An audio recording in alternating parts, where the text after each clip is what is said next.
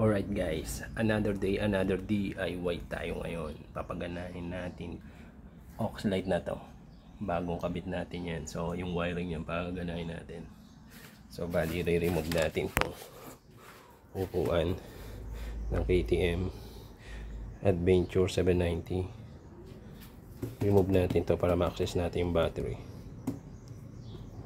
Alright, para turo ko yung trick sa inyo. Wala akong makita sa YouTube na fastest way mag-install, mag-DIY ng paano baklasin to. So mag-install ka ng wiring, paano baklasin to. So gagawa tayo ng paraan. Alright,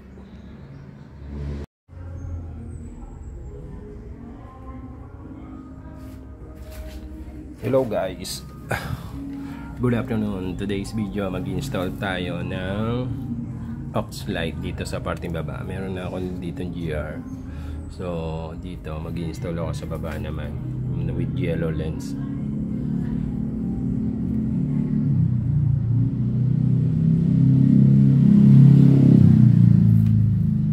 Eto guys, so paano mag-install ng aux light na hindi mo na kailangan baklasin itong mga major parts ng motor mo.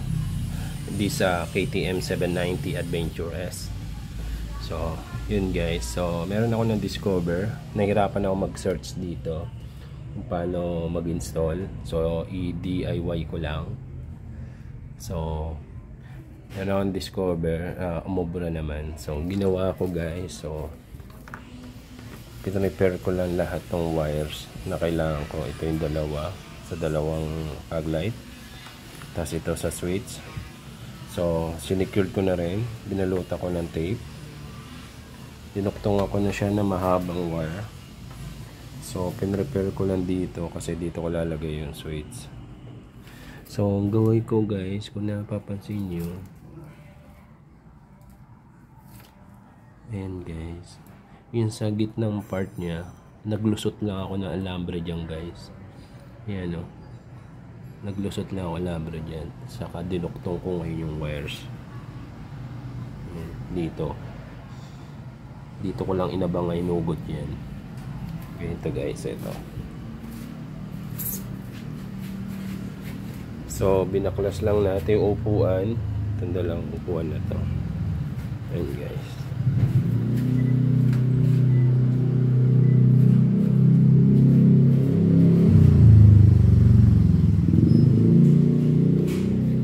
Binaklas lang natin guys yan. Tapos ito guys yung ginawa ko, nagsuot ako ng alambre adi sa GI wire. So any alambre or GI wire na pwede nyong ilusot directly here. So pag na-remove nyo yung cover ng battery dito sa upuan, madali lang, 2 volts lang yan. So dito guys na banda, makikita nyo dyan may butas yan. As you can see, diretso lang yan doon sa pinaka leg part or dito sa gitna na to. Pag tinusok nyo na alambre guys yan, dire-diretso, abangan nyo na dito siya. Yan, lalabas na dito, abangan nyo na din. So pag nasuot nyo na siya guys, nasuot nyo na siya dyan, gawin nyo, talian, i-tape nyo. Yung tipong pag hinugot mo, hindi mo siya, ayan, it's secured yung tape yung ganyan.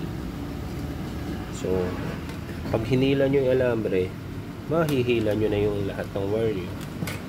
So ayun guys, so dito lang sa may parting positive location, sa back part of positive ng battery KTM 790.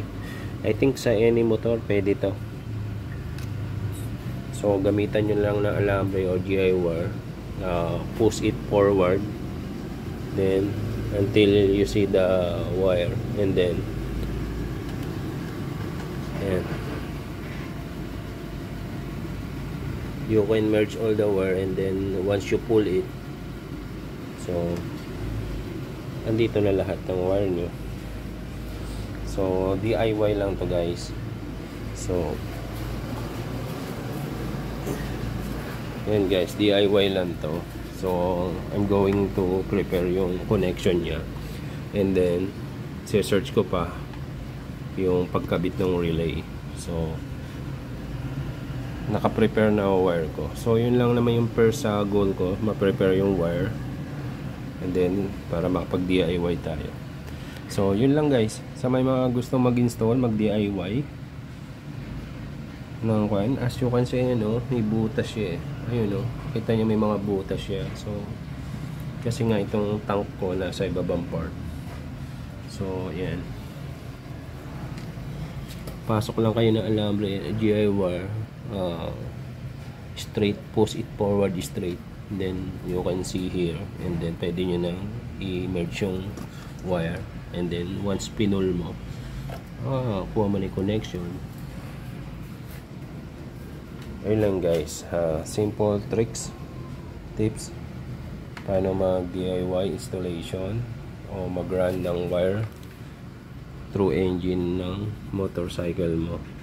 So pwede mong gamitan ng alambre, sundutin mo, and then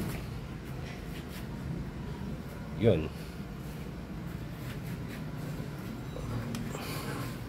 then pwede ka na mag-start mag-wiring.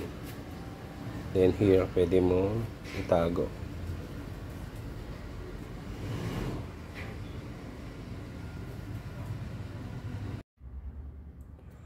Alright guys, eto na.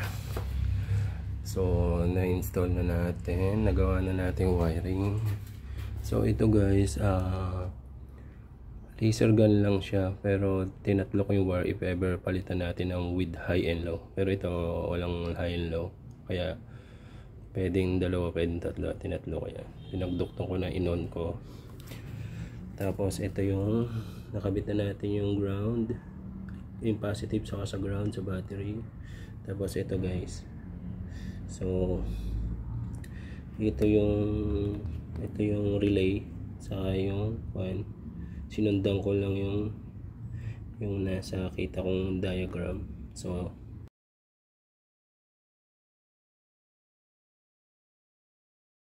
first time ko mag-install ito guys, talagang first time ko mag-install itong Oxlite na hindi rekta with ignition. So nakita ko may gumapang na white wire dito. I suspect na ito yung ground para sa ignition. So try natin guys. So as you can see, naka-on yan, pero walang ilaw, walang yellow light ilaw. Pero ito hindi ko pa pero pag dinuktong mo dito guys, ayan makita nyo umilaw na yellow. So umilaw na siya. So ito yung ground sa KTM. So ayan, nakasindi guys, naka-on pero walang ilaw. So kailangan ng ground nung switch na to. Ito yung ground nito, kailangan naka-connect sa ignition para pag pinatay nyo yung makina, patay din yung ilaw. Guys, so ito, so kukonek lang natin guys to, and then good to go na tayo. Yan, jumper lang natin dito sa existing. I think ito yun sa isang Oxlite ko, pero hindi ko alam kung sino nag-install niya, pero wala ko idea. Pero I think ito, or pwedeng sa horn, pero jumper natin since working dyan.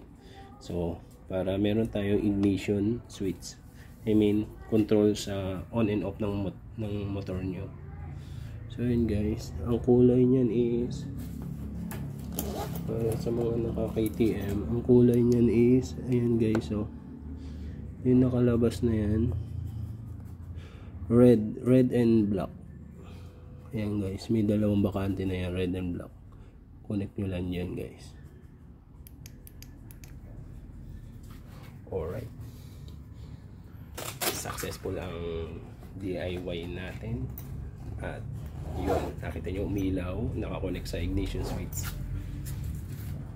Alright, nakatipid na naman tayo sa ating DIY ko. Yan yung ilaw guys, nakatipid na naman tayo. So sa labor, and then sa halaga rin ng Oxlite, minsan tumataas ang halaga niyan sa mga shop Pero kung binili nyo online, kayo nag-install, makakatipid kayo. Alright, pabus. Yun lang. Ride safe sa atin lahat.